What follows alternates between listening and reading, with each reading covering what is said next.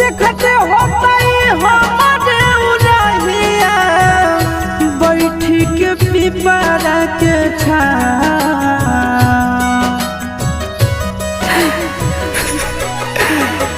देखते होता हमारे उड़हिया बैठी के पिपरा के रुक रुक रुक अरे टरेनिया रुक रुक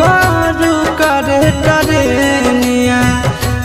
ले चल जनुआ के गाँव रुक रुक